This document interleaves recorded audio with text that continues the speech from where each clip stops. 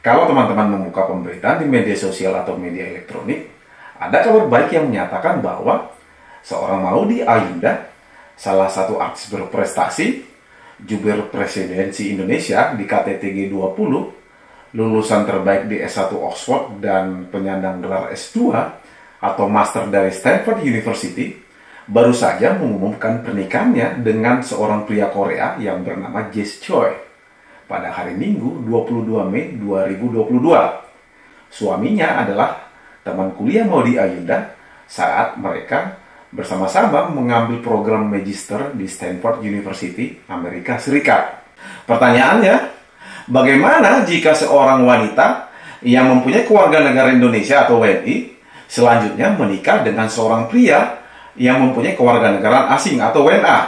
Apakah ada akibat hukum bagi si wanita? Dan apakah terhadap si pria yang mempunyai kewarganegaraan asing harus mengubah kewarganegaraannya menjadi warga negara Indonesia atau WNI seandainya pria tersebut itu ingin tinggal menetap di Indonesia?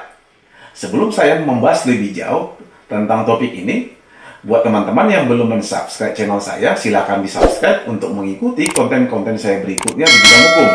Lalu like and share jika konten tersebut itu bermanfaat buat teman-teman sekalian. Berdasarkan pasal 57 Undang-Undang Nomor 1 Tahun 1974 tentang perkawinan, yang selanjutnya saya sebut dengan Undang-Undang Perkawinan, menyatakan bahwa perkawinan antara seorang wanita WNI dan seorang pria WNA dapat dikategorikan sebagai perkawinan campuran.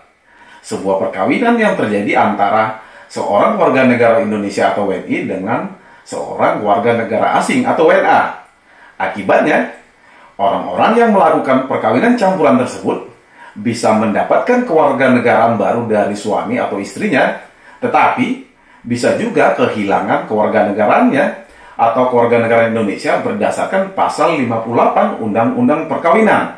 Lalu, jika kita mengacu pada pasal 26 Undang-Undang Nomor 12 Tahun 2006 tentang Kewarganegaraan Republik Indonesia atau Undang-Undang Kewarganegaraan, dengan jelas dinyatakan bahwa ayat pertama, perempuan warga negara Indonesia atau WNI yang kawin dengan laki-laki warga negara asing atau WNA selanjutnya kehilangan kewarganegaraan Republik Indonesia jika menurut hukum negara asal suaminya, kewarganegaraan istri tersebut itu harus mengikuti kewarganegaraan suami sebagai akibat perkawinan tersebut.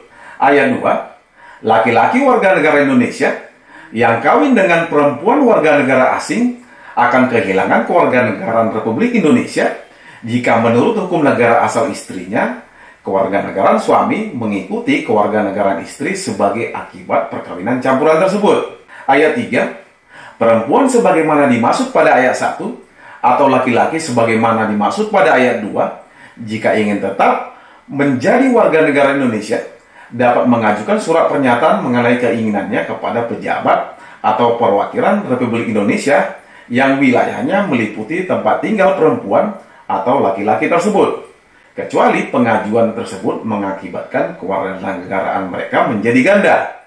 Karena hukum kita tidak mengakui adanya kewarganegaraan ganda. Ayat 4, surat pernyataan sebagaimana dimaksud pada ayat 3 dapat diajukan oleh perempuan sebagaimana dimaksud pada ayat 1 atau laki-laki sebagaimana dimaksud pada ayat 2 setelah 3 tahun sejak tanggal perkawinan mereka dilangsungkan. Jadi, apabila kita mengacu pada pasal 26 ayat 1 sampai dengan ayat 3 Undang-Undang Kewarganegaraan Republik Indonesia, dalam hal hukum negara dari si suami memberikan kewarganegaraan kepada pasangannya akibat terjadi perkawinan campuran, maka istri yang mempunyai kewarganegaraan Indonesia dapat kehilangan kewarganegaraannya akibat dari adanya perkawinan campuran tersebut. Artinya, dapat ditarik kesimpulan apabila hukum negara asal dari suami Maudy Ayunda, misalnya suami berkewarganegaraan Korea, selanjutnya berdasarkan hukum dari Korea memberikan warga negara Korea kepada Maudy Ayunda, maka Maudy Ayunda dapat kehilangan kewarganegaraan Indonesia kecuali jika Maudy Ayunda mengajukan permohonan atau pernyataan untuk tetap menjadi warga negara Indonesia. Berbeda dengan hukum di Indonesia, di dalam ketentuan Undang-Undang Kewarganegaraan di Indonesia, Tidak ada aturan yang menyatakan bahwa seorang warga negara asing atau WNA yang kawin dengan warga negara Indonesia, maka secara otomatis warga negara asing tersebut menjadi warga negara Indonesia, termasuk jika menetap di Indonesia. Artinya, selama tinggal di Indonesia, warga negara asing atau WNA tersebut harus memiliki izin tinggal KITAS jika ingin tinggal terbatas atau sementara, atau KITA jika ingin tinggal tetap. Kalau suami Maudy Ayunda misalnya sudah tinggal menetap di Indonesia selama 5 tahun berturut-turut atau tinggal 10 tahun berturut-turut, barulah dia bisa mengajukan diri untuk menjadi warga negara Indonesia berdasarkan pasal 9 huruf B Undang-Undang Kewarganegaraan. Demikian dari saya. Semoga hal-hal yang saya sampaikan tadi dapat menambah pengetahuan buat kita semua menyangkut tentang hukum kewarganegaraan yang berlaku di Indonesia. Salam dari saya.